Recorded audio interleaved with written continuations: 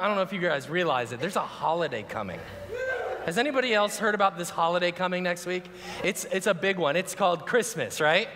And we as a church want to celebrate all that Jesus came to do. And so we are having 4 Christmas Eve services, except for 2 of them are on Christmas Eve, and 2 of them are on Christmas Eve on Sunday morning, next Sunday, okay. And they're going to be 9 and 11 o'clock, and then 4 and 6 o'clock on Monday night. And the services are identical except for one thing. On Sunday morning, we'll have our normal kids' ministries running. So your kids will have a special kind of program in their normal rooms. Then Monday night is a family service. So on Sunday morning, I'll speak a little bit longer. And then on Monday night, we'll have some elements in the service just for the kids. But we'll still do candlelight and the carols and everything for all the services. Is that cool with you guys? All right, now let's make a deal. I told you about everything that we're going to do. You know what the difference is between the 2 sets of services. Now your big initiative is, well, who am I going to bring with me? Who needs to hear about Jesus? And who am I going to bring from my circle of influence, my friends, my coworkers, my neighbors? Who am I going to invite to one of these services? That's our great initiative today, don't you think? All right, so with that, let's move into our service today. We are in this series called Intentional Christmas, and the reason why we're doing it is because sometimes this time of year we forget the reason for the season. That's a pretty cheesy line. I like it. We forget that, though. We get kind of busy, and we get kind of chaotic. There's a lot of things to do. There's a lot of things to think about. There's so many white elephant gifts you have to buy, like all these things. And we kind of lose the moment. We lose the season. Or maybe you're not busy. Maybe it's the exact opposite. Maybe you feel like you've been left alone this season. Maybe that person that was in your life last year or the year before is no longer here with you this year. And you have this brokenness inside you this time of season. It's not actually a time of celebration, but it's a time of mourning. And in that same attitude, we still miss the reason for all of this, which is the birth of Jesus, right? And so today, what I want to do is I want to help us kind of take some elements of our life and turn them around so that they can not be distractions, but they can actually help us remember this season. Is that cool with you guys? All right, so here's kind of the theme verse that I've kind of picked for this series. It's from the book of 1 Corinthians, and it says this, chapter 10, verse 31. So, whether you eat or drink or whatever you do it all for the glory of God. Whatever you do, use your life to glorify God. Now, how many of you are going to be around other people this season? Okay, you're okay. Some of you raised your hands. Find the people that didn't raise their hands and help them out, okay? Because they're not going to be around people. They need you in their life. All right, but here's the deal. This time of year, when you have people in your life, how many of you know when 2 people are together in any way, shape, or form, there's potential for conflict? Have you ever been to a function around the Christmas, Thanksgiving, New Year's season and have seen some sort of conflict in some of these relationships? You guys are not raising your hands anymore. You just quit. You're like, he's going somewhere with this, and I am not falling for it. See, this time of year, isn't this time of year kind of laden with some of the burdens of the past years? So when I'm writing this message, here's what I'm thinking of. Thinking of the table, the family all around, there's food, there's eating, or the workplace. You have the holiday Christmas party and you're awkwardly milling around and trying to do small chat with people that you don't really know that well. Or you're over with some group of friends and you're hanging out New Year's Eve and you're just trying to have a fun time together. And then it happens. Whatever the inevitable it is in that circumstance. Maybe it's the cousin that's really political and they just start talking about politics right there at the Christmas table, right? Maybe it's the coworker that just annoys everybody and they just get up and they just start going at it, right? It happens. Or with the group of friends, they say the thing that they know that hurts you, but they don't really know that it hurts you because it kind of doesn't want to let them know that it hurts you, kind of the thing. It happens. What do you do? What do you do in those kind of scenarios? Because have you ever been in a scenario like that? You guys are just not raising your hands at all anymore. I quit the game. I quit it. Maybe you're the person that does all of it and you don't really understand it. I should keep my mouth shut? Really? Yeah, you probably should, all right? So, but here's the deal, guys. Like, we're going to walk through situations this season that can get uncomfortable or awkward. There's going to be conflict. And so what I want to do is today, I want to get intentional about our relationships. Is that cool with you guys? Intentional about what's coming in the next couple of weeks and maybe even the next couple of months, right? There's a season we're moving through, but I'm going to give you 3 tools that you can use right now to help you through this next season and the next year. Is that cool? Yeah, deal? Okay, so here's what we're going to do. I'm going to give you 3 things. If you're taking notes, you can write those down on that packet of paper we got you earlier. The number one thing that we can do, first thing we can do, is be proactive. We got to be proactive. What's the opposite of being proactive? It's being reactive, right? Reactive. When that situation happens, they say something that is kind of like mean or it kind of incites a little bit of anger inside of you. You can react and do what? You can be mean back, right? You can let the emotions overtake the moment and automatically begin to destroy that relationship or continue to destroy that relationship, right? We can react. But what I want you to do is learn how to be proactive. Which means when that situation comes, and it's coming, isn't it? Yep. It happens all the time. You know it's coming. Why do we act like surprised when they say the thing you know they're going to say? When they do the thing we know they're going to do? Why do we act surprised? We're like, I can't believe it. Yeah, you should. Because you know it's coming. So here's what we're going to do. We're going to be proactive. We know it's coming, so we're going to choose in our heart today how we're going to react in that moment. Does that make sense to you guys? We're reacting ahead of time, and we're doing it with a clear head instead of an angry head. Because when your mind's angry, and when you get angry, there's so much epinephrine in your system, whoop, your brain shrinks down to like the size of a walnut. You can't think straight anymore, right? So we need to think today so that later on we think well. Does that make sense? So let's be proactive. So when you're proactive, here's what it gives you. They give you some kind of thing that is supposed to make you angry or you're supposed to be unhappy with the situation. It gives you the ability to just kind of pause and choose the way you're going to react. Because when they give you that thing, whatever it is, you need to know how to pause. And that's what we're going to do today is we're going to be proactive. We're going to decide, okay, I've gotten in this situation. I knew it was coming, and here's how I decided to react. In Romans chapter 12, he kind of talks about this. Not so directly, but he talks about the way we should behave among people they're kind of in conflict with us. Check it out, Romans chapter 12, verse 12 through 13. He says this, rejoice in our confident hope. Okay, I'm going to rejoice in my hope today. Be patient in trouble. Is there trouble coming? Are your relationships always going to be perfect? No. So you got to be patient. We have hope now, and we have hope that in times of trouble that God's going to work in us. We're going to be patient and keep on praying. When they do the thing, you're pausing, oh, Lord, help me, Jesus. Maybe help them, Jesus, right? And like whatever, you got to pray, okay? And when God's people are in need, be ready to help them. Always be eager to practice hospitality. So he's talking about preparing your heart, preparing your mind, pausing now, being proactive and saying, this is the way that I will behave in these certain circumstances. I'm going to be ready to help. I'm going to practice hospitality. I'm going to pray. I'm going to have hope, right? I'm going to be patient. These are proactive decisions through this season that we can put into practice. Now, let's go to verse number 17. Here's something that we always want to do. He says, never pay back evil with more evil. Don't you want to? Doesn't it seem just fair? Like if you're yelling, I'm yelling. If you're mean, I'm mean. If you're sarcastic, well, I can ride that bus too, right? Like, but he says, don't do that. If you're in the moment and you're trying not to be evil against evil, are you going to do very well?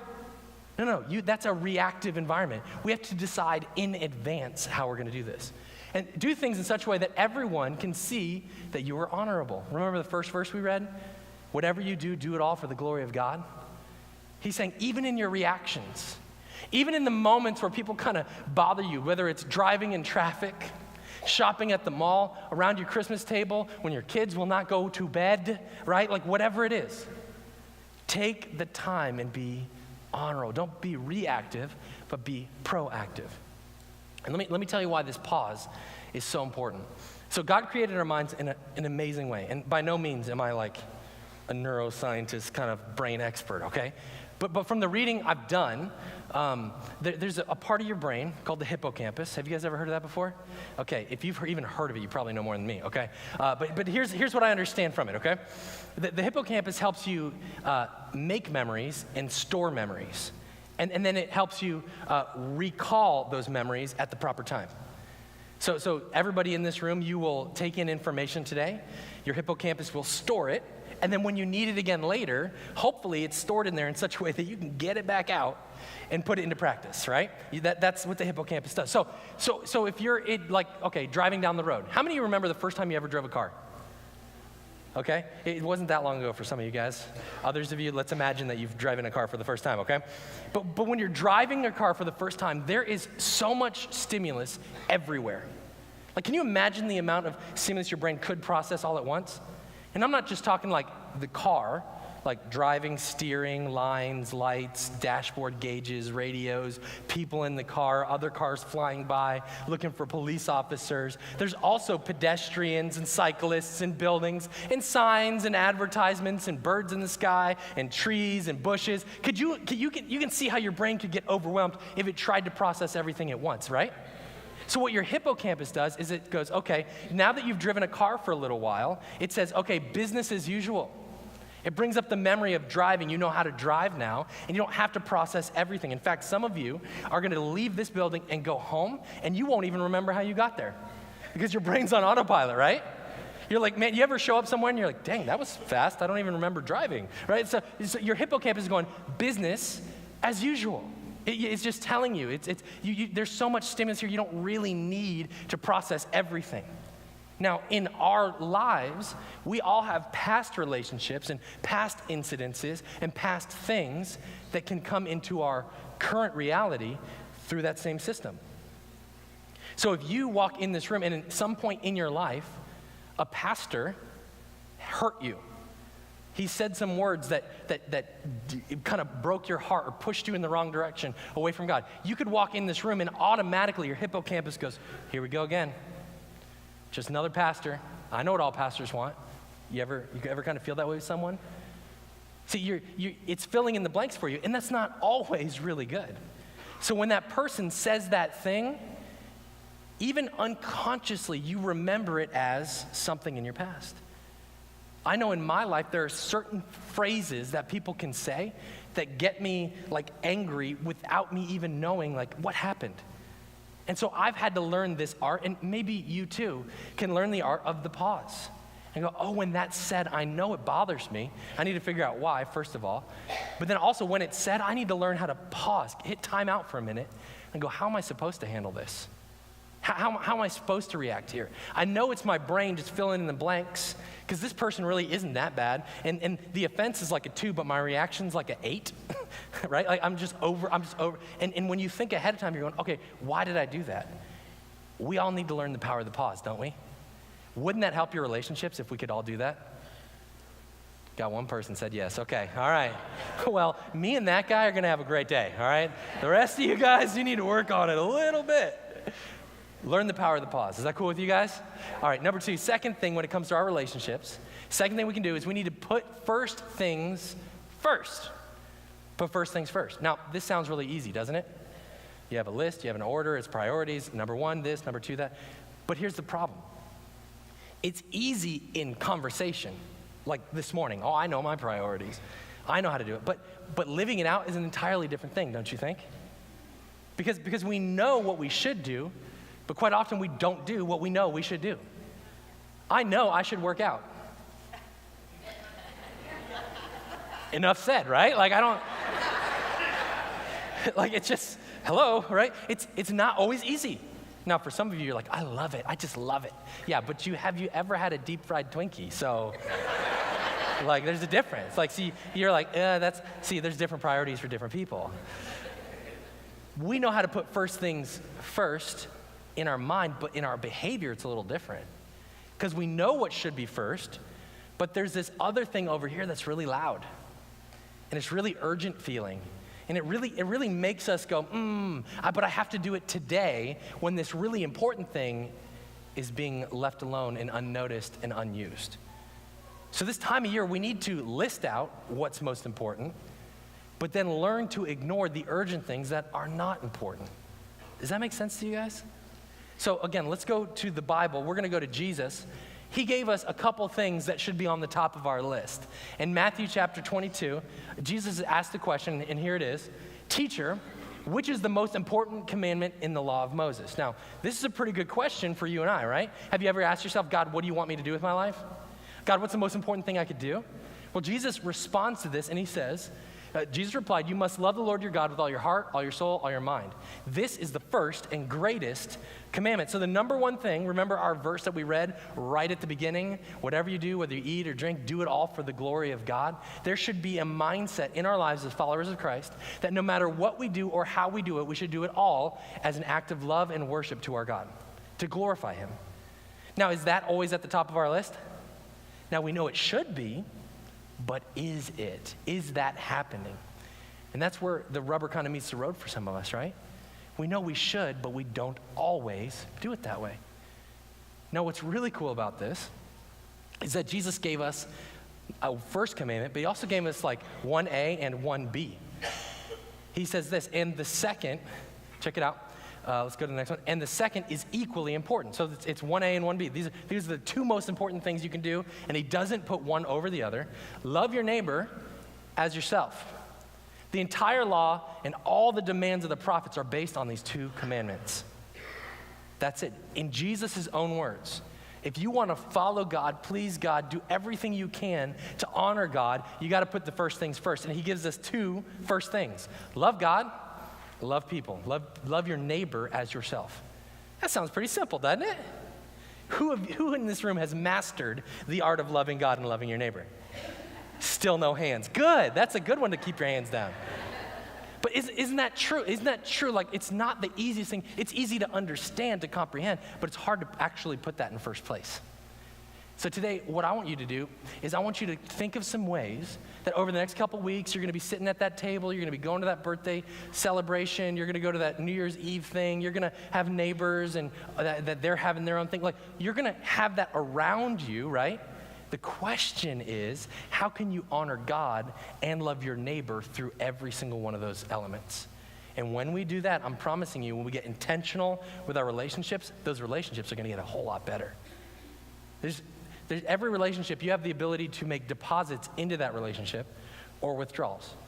So we can do that with God, or we can do that with people. So let's talk about people for a minute. Deposits and withdrawals. I got kind of a little list here for you guys, all right? Deposits and withdrawals. The first one, keep promises versus breaking promises. Can you guess which one is which? See, this isn't hard. We always understand it up here, don't we? But we don't always understand it in our application because we let the urgent things keep us from the important things, don't we?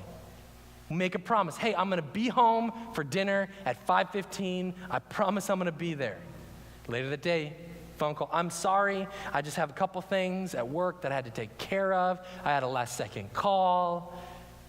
What'd you do? You made a promise, and then you broke a promise. And why did we break it? Because there was an urgent thing that took the place of our important thing. Our important thing is our family, right? But we took an urgent thing and put it in its place. Everybody understand that one? Yeah, it sounds really easy, but in application, isn't it kind of hard? All right, the next one is this. Be loyal or gossip. You can be loyal or you can gossip. Now gossip is something that is hard to avoid, but gossip is probably the number one way you can destroy a relationship. Now, I'm not asking you to do that to destroy relationships, but if you were to destroy a relationship, this is the fastest way to do it. It's to gossip. It'll break every relationship right away. And here's the definition of gossip that I've learned that I want to pass on to you guys. Gossip is when you are talking to someone else about someone else, and they're not there, and that person you're talking to isn't a part of the problem or a part of the solution. That's gossip. So if somebody's talking to you, and you're not about the problem, and you're not a part of the solution, what is that? That is gossip. And when we do that, we actually are breaking trust, we're breaking loyalty, and we're taking withdrawals from that relationship. And eventually that relationship will be gone every time we take it. Does that make sense to you guys? But every time we keep a confidence, every time we stay loyal, every time we refuse to gossip with somebody else about somebody else, we start to make deposits into that person's life. A third thing we can do is listen versus don't listen. The greatest gift you can give to a person is your undivided attention. I think that's true. If you just sit there and listen, just sit there and just hear their heart, understand who they are, it's powerful. Next one. Say you're sorry or just be arrogant. You ever meet someone that will never say sorry? Again, no hands. Okay, that's cool. But we have a choice. When we're wrong, when we make a withdrawal from the relationship, we say, I'm going to do something, and we don't do it. We break that promise. When we are supposed to be loyal and we aren't loyal, right? When we are supposed to listen and we don't listen, what are we doing? We're taking withdrawals. And eventually, you're going to make a mistake, and you need to learn. Do I just say, oh, it's not that big of a deal, they'll get over it, arrogance, or do I actually apologize? Do I take some time and say, you know what, I really did do something wrong, and I want you to forgive me? And if you're feeling really bold, you can say, and I would like you to hold me accountable that if I ever do it again, you can say, hey, you're doing it again. And if you're really bold, you can ask them, is there anything else that I should be apologizing for? Get your notepad ready, husbands, right? See, being arrogant is like, oh, it's not that big of a deal. It wasn't that big of a thing. I was just a little late. They're just being petty. I don't need to apologize. That's just being arrogant. They're not being petty. You're being arrogant is what that's really happening. We need to learn to apologize. And then the last one, clear expectations versus unspoken expectations. This one's really big for me personally. I can't be the person you expect me to be. Our relationship can't be all that you expect it to be if you never clearly say what you expect it to be. I can't read your freaking mind. Dad, husbands, have you ever thought that one before? Not me, never. My wife's perfect, so sorry for you guys. But isn't that everyone has an expectation of every relationship. And it's not being selfish, it's just saying, hey, this is the idea, the understanding of what I believe this relationship is supposed to be. Now, if you never clearly communicate with that person what you expect that relationship to be, they're going to fall short of the expectations that you've never told them. And then there's going to be a withdrawal in the relationship because you're going to have bitterness inside of you. Do you understand? See, we all need to take time and go, okay, what are the defining moments of this relationship? And how can I clearly set the expectations of what I believe this relationship could be, should be, and could do? Probably about 4 years ago, so my wife and I have been married for 14, almost 15 years now. And about 4 years ago, we had a discovery in our relationship. See, my wife loves flowers. And she never really asked me to buy her flowers. And she goes, babe, I love flowers. Why don't you ever buy me flowers? I'm like, I didn't know you wanted some flowers. And so there was an expectation that was cleared up. And then I asked her a question. I said, well, do you expect me to buy you those flowers, or do you just love flowers?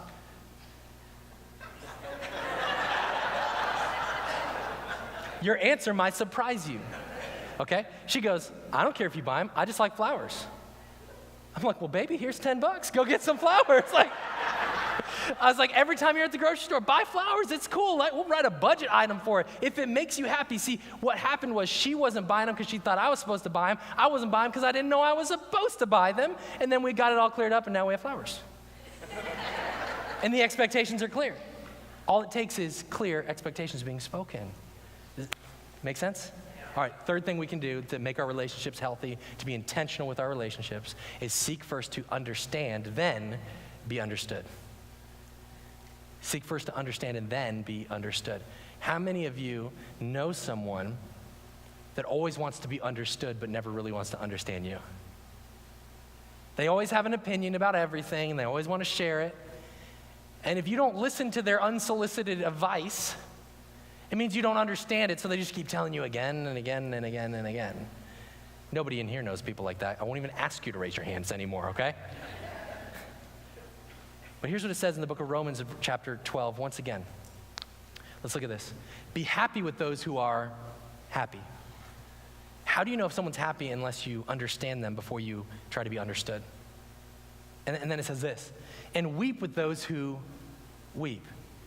Again, how do you know someone's sorrowful in their heart unless you try to understand them before you are trying to be understood by them.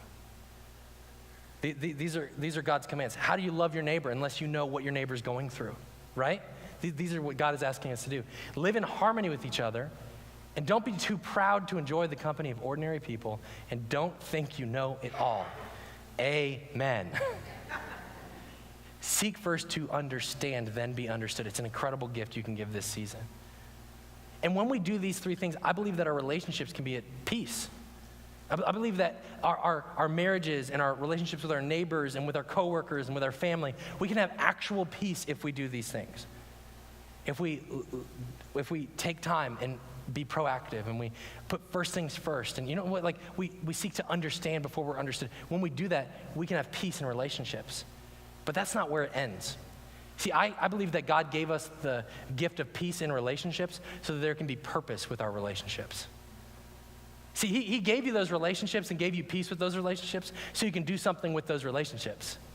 So you can make a difference in somebody else's life. So you can point them to the God who gave you that peace in the first place. Look at Matthew chapter 9. Jesus looks at a crowd of people, and he says this. He said to his disciples, the harvest is great. So he's looking at this crowd, this group. And he says, look at the fields. The harvest is great, but the workers are few. So pray to the Lord who is in charge of the harvest. Ask him to send more workers into his fields. He's looking at a crowd of people. He's saying, we need some workers. You know those people that are at peace in relationships? And they have the ability to speak into somebody else's life? I need more people like that. Send them into the fields. Because there's people that don't know me. There's people that are hurting. There are people that are broken, and they need to know me. So I need to get these peaceful, purposeful people with these relationships into the field to have a harvest. And I think when Jesus is saying that, I think he's talking about you. He's talking about me. He's talking about the relationships we have to send us into the fields and into the places where we live and we work, to our families and to our neighborhoods. Now, I shared this verse on Thursday morning at our prayer time. And we do prayer every Thursday from 7 to 8 a.m. You're invited. You can come. Just a little bit of prayer time.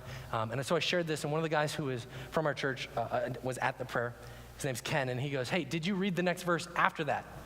And I was like, well, it's the end of the chapter, so no, I didn't. I was like, chapter 9, read it all the way to the end, and then I didn't flip the page, right, to chapter number 10. I just stopped reading. He goes, well, why don't you read it? He goes, but here's the deal. I just read it in the Message. Will you read it in that? I said, sure. Now, here's the deal with the Message. It's not a true translation of the Bible. It's really an interpretation. Have you guys ever heard of the Message translation or whatever? So it's a guy named Eugene Peterson, and he read the Bible, and he kind of rewrote it thought by thought in his own words.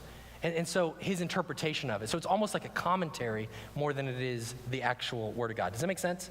So I'm going to read you the commentary that Eugene Peterson had on chapter 10. I'm going to read you a couple of select verses, but I want you to listen to it as someone who Jesus said, hey, I need you to go to these fields. And now you're hearing this as the person that just said, okay, Jesus said I need people for the fields.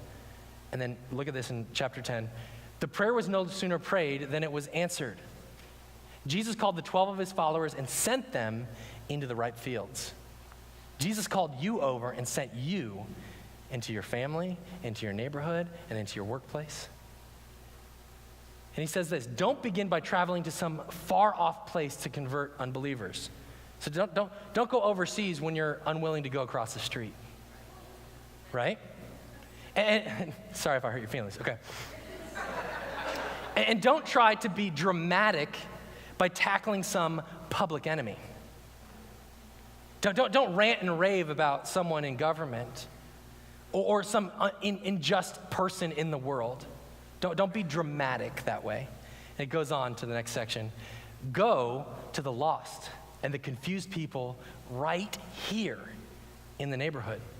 Tell them that the kingdom is here. Bring health to the sick, raise the dead, touch the untouchables, kick out the demons. You have been treated generously, so go live generously. God gave you peace in your relationships. Go invite those people into a relationship with God that will ultimately bring peace to them as well. I believe God, as much as he has called you to have peace in your relationships today, he's also given you the purpose and sent you out to bring peace to other relationships. primarily the relationship in their relationship with God. He wants you to help people know him. He's sending you out into the fields. And I pray that through this season, you wouldn't just see these gatherings as a struggle, but as an opportunity. That you're just not gonna mind your P's and Q's and get out unscathed, but you're gonna actually use the peace that God has given you for a purpose. Now, all of this is possible because we know him. But if you're in here this morning and you don't know him, I hope that this morning you've learned that peace is possible. You can have real and lasting actual peace in your life. You can have relationships that overflow with joy. You can get past your past. You don't have to let the things of your past dictate your future any longer, because there's a God in heaven who loves you and cares for you, and he wants a relationship with you. So here's what I'd like to do as we close the service. No one moving around, just kind of a quiet moment. You might even want to close your eyes and bow your heads. Just have a moment where you can ask God, what do I do next? What's my next step? What do I do in response to this, in response to your word? For many of us, he's going to ask us to cross the street and be a neighbor. For some of us, he's going to ask us to go to that family gathering and bring the peace of God on purpose and with purpose and represent him to those people. And for some of us in this room, we've never really started a relationship with God, but today's your day to do that. Today's the day where you really get to understand who he is, the peace and the life and the joy that he brings. And so today I'm gonna ask you, will you start that relationship today? And if the answer is yes, well, let's take a moment just to ask him to give you that new life. So I'm gonna pray a prayer, and if you wanna pray it right where you are, quietly, you can just pray it with me. Father, I come to you this morning, and I pray that you would forgive me. I want the new life and the peace that only you can give. I want to live with the purpose that only you can give. So today I ask you, will you forgive me for my sin, my guilt, my brokenness?